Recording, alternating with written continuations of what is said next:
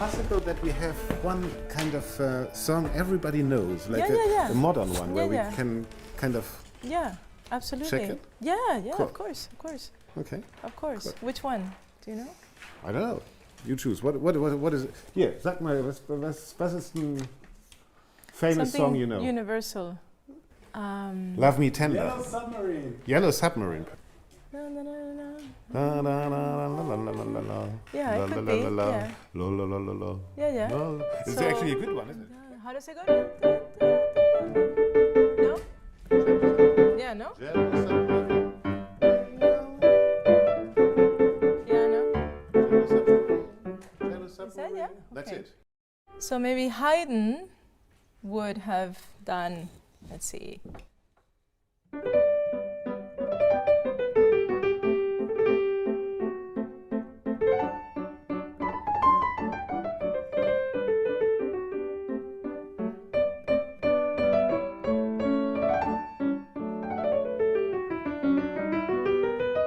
I think Haydn is just more royal in a way.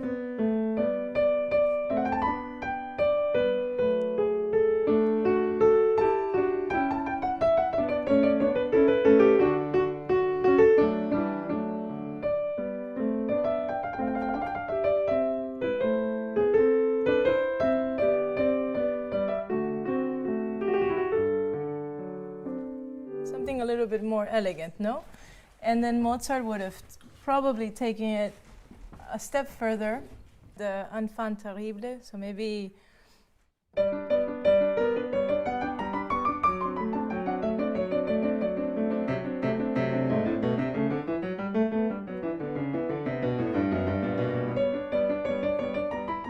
Mozart didn't really care what people thought of him.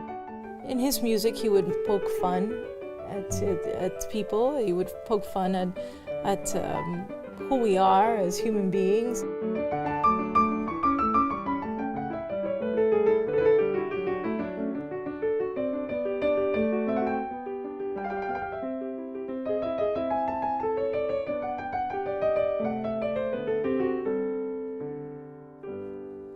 Maybe something like that. And then Beethoven with his kind of raging bull inside, you know?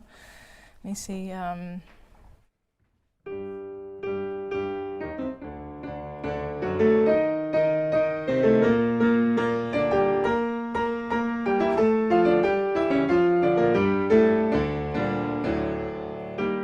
Beethoven was more confronting with his music and also with his political views and how he implemented it in his music, you know, his protests. This is a real struggle in his music.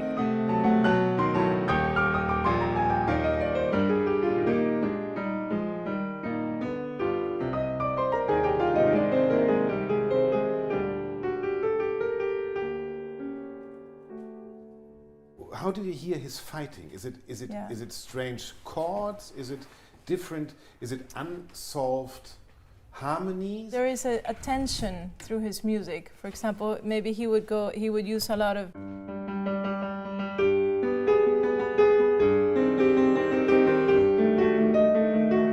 then maybe he would throw in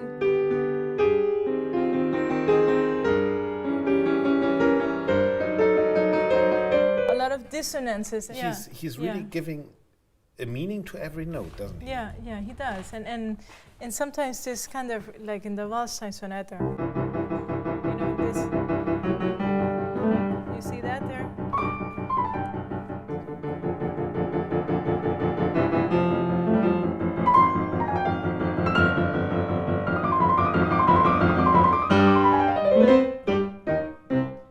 So this tuk, tuk, tuk, tuk, tuk, all the time, you know, it's something that he uses all the time. It's penetrating. Or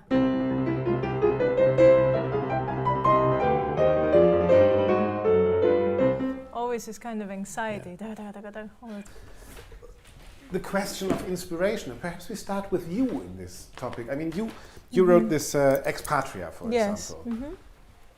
Where did you get the inspiration for a piece like that? Are you a little bit of a Beethoven who is surrounded by a world, by your own country, seeing what's happening? Yeah. And that inspires you to music, or how did that work for Ex Patria for you?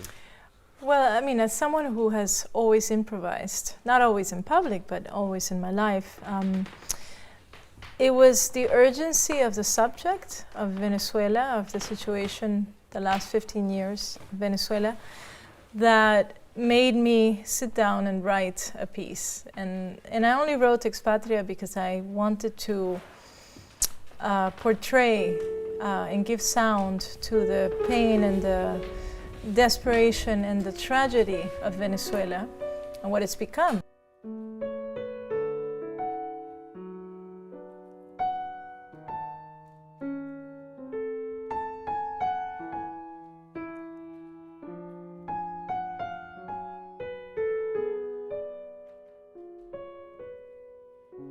Let's take Venezuela. Right. You know, Beethoven. There's an orchestra financed by the government, which is not always really treating its people well.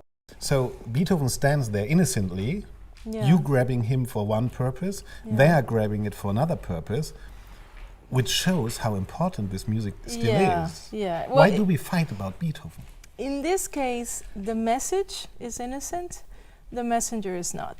I don't think Beethoven would have been very happy with the circumstances nowadays regarding Venezuela and his music being used to portray this message of hope and message of equality and message of greatness, when the same government that is supporting those orchestras and the same government that is feeding that machine is the one that has taken away the greatness, the liberties.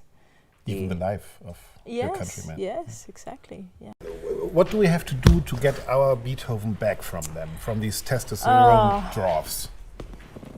God, you know, I Play it, perhaps. Play it, but also talk about it. Talk about it. Don't give your back to what is happening in society, in your country, in the world. You know, talk about the injustices and shine a light to it. Don't ignore it. I think the worst thing is silence, and I'm sure that if Beethoven was alive today and he saw what was happening worldwide, he would be writing furiously against it. His music is not meant to be used as propaganda for anything.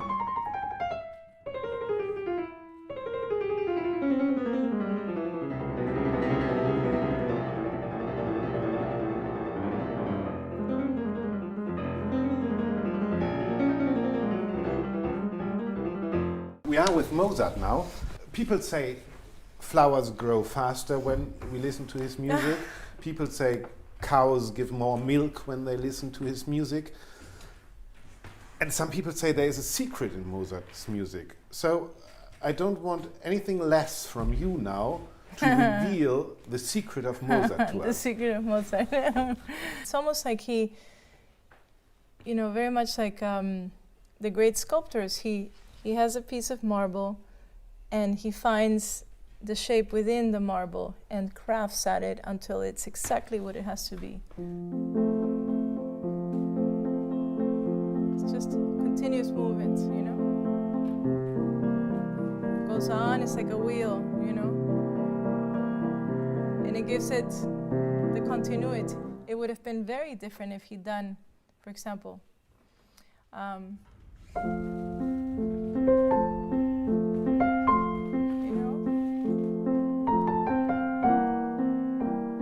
different.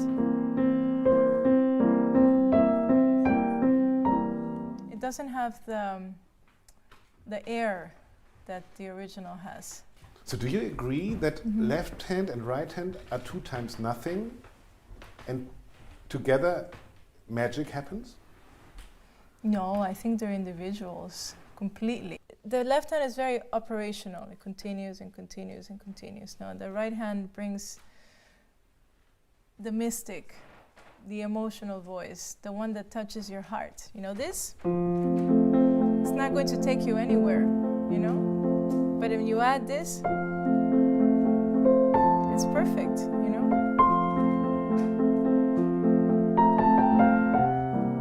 And also that chord, instead of doing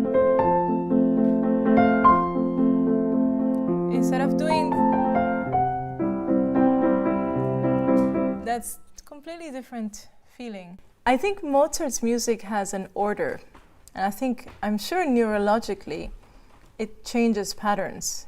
I feel it myself after I play him. I think it has to do with that. It has to do with an order that's very much with nature. It's very natural. And it also brings about, that order I think brings about a lot of peace. There's something that even though his life was anything but peaceful, he was able to produce music that really brings us peace and brings us joy. Although there's always a sadness behind it.